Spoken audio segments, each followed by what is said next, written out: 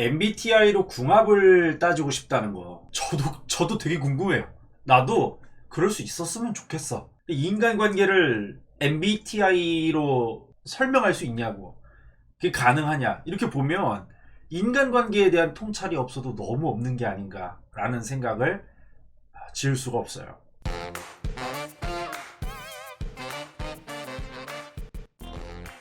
반갑습니다. 인터입니다. 사실 이 MBTI 궁합이 인기가 굉장히 많아요. 이걸로 조회수를 땡기기도 좋고 사람들 현혹시키기 좋죠. 혹세 모민이란 말도 있지 않습니까? 말만 좀 그럴듯하게 포장하면 솔직히 욕 안 먹고 잘 피해나가게 만들면서도 조회수 뽑고 광고비 얻고 하기 되게 좋은 주제예요. 그러나 우리 인터TV는 왜 이 꿀템츠를 다루지 않느냐? 인터 바보냐? 바보 맞는 것 같아. 여러분, 이 궁합이라는 게 뭘까요? 궁합의 정의, 소위 말하는 케미 이런 거일 수도 있고, 같이 있을 때 예상 가능한 양상 같은 거겠죠? 두 사람이 같이 있을 때. 예를 들면 궁합이 좋은 커플, 나쁜 커플이 있다고 칩시다. 그 궁합이 좋고 나쁜지를 판단하는 기준을 우리가 한번 생각을 해봐요. 똑같은 환경에서, 똑같은 상황에서 궁합이 좋은 커플은 잘 안 싸우고 좀 잘 극복해내고, 위기가 와도 좀 노력을 덜 해도 잘 맞고, 그죠? 관계가. 궁합이 나쁜 커플은 반대겠죠. 이런 거 아니겠어요? 그죠? 근데 알았어 아저씨, 저 궁합 뭔지 알았는데 그럼 도대체 뭐가 문제입니까? 한다면 이 사람과 사람 간의 어떤 관계를 너무 만만하게 본 게 아닌가라는 생각을 해요. 이 인간관계라는 건 단순히 양측의 어떤 성격, 성향만으로 재단하기가 어렵습니다.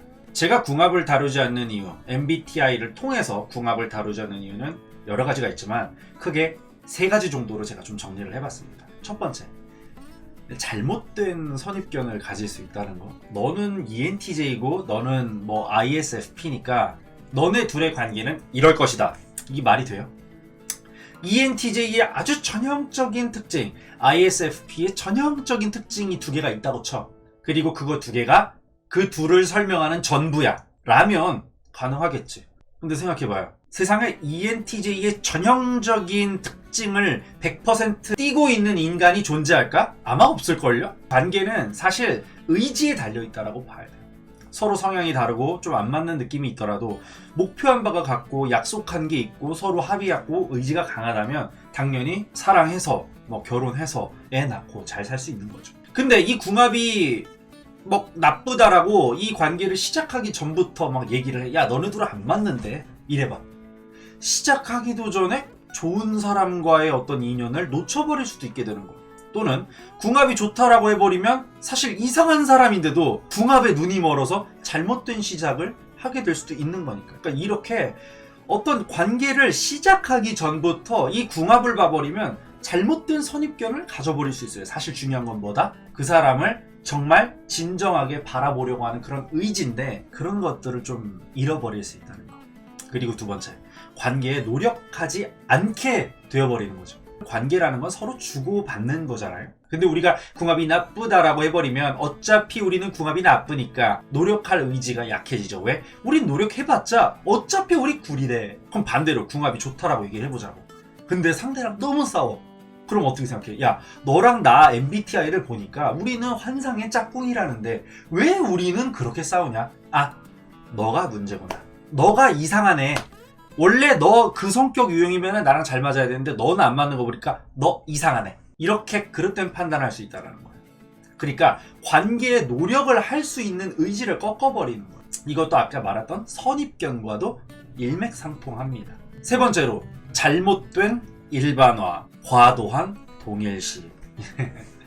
이 일반화라는 건 사실 굉장히 유용하고 필요한 작업이죠. 모든 경우를 다 특수하게 놓고 언급할 수는 없잖아요. 우리가 남자는 어떻고 여자는 어떻고부터 해서 20대는 어떻고 30대는 어떻고 전라도 사람은 어떻고 충청도 사람은 어떻고 이거 다 맞아요? 아니지. 하지만 그 일반화를 우리가 하는 이유는 뭐죠? 다양한 얘기를 할 수 있고 어떤 특정화, 범주화를 함으로써 사고하고 생각하는 데 있어서 조금 더 편하게 만들어준다라는 장점이 있는 거예요. 물론 귀납적으로 논리적인 정합성을 따지면 100% 맞는 그런 명제가 어디 있겠어요. 연애, 결혼, 누구랑 합니까? 내가 이 세상 모든 남자랑 하나요? 내가 이 세상 모든 여자랑 해? 아니죠. 수많은 남자들 중에서 너랑 하는 거, 수많은 여자들 중에서 너랑 하는 거죠. 그러니까 이 관계라는 게 다 그래요. 우정도 그렇고 교수님, 뭐 선생님도. 그러니까 일단 특별하고 이 깊은 관계에 들어가게 되는 순간부터는 사실 일반화보다는 그 사람만의 독특함, 특수성을 더 들여다봐야 한다라는 겁니다. 그걸 할 줄 모르고 하지 못하는 사람들이 일반화에 너무 과도하게 매달리게 되고, 정작 우리가 함께 했던 뭐 우정, 우리의 어떤 연애 기간 2년, 3년 동안에 내가 축적한 경험과 지식은 하나도 활용되지 못하는 거죠. 그러니까 이런 일반화된 궁합이라는 말에만 맹목적으로 매달리게 되는 굉장히 크리티컬한 실수가 발생할 수 있게 되는 겁니다. 저 같은 경우는 이제 인간관계에 있어서 좀 특수한 상황에 이거를 좀 많이 적용합니다. MBTI를. 예를 들어서 우리의 기본적인 궁합을 보는 게 아니라 우리가 어떤 특수한 상황에서 조금 부딪히더라. 좀 이런 경우만 되면은 약간 갈등이 생기더라. 이런 부분을 통찰하고 분석하는데 MBTI와 같은 도구를 활용하는 거죠. 그러니까 즉 일반화의 범위를 최대한 국소적으로 축소를 해서 그 다음에 적용을 하는 거죠. 그렇게 되면 어떻게 되죠? 오류 가능성을 낮출 수 있다. 그 과정을 통해서 우리가 갈등을 해결하고 더 효능감 있는 인간관계를 만들어 나갈 수 있다. 저는 이렇게 생각을 합니다. 그렇기 때문에 단순히 그런 거에 대한 배려 하나도 없는 일방적인 MBTI 궁합 인터TV는 하지 않고 하고 싶지도 않습니다. 그리고 해서도 안 되고 불가능하고요.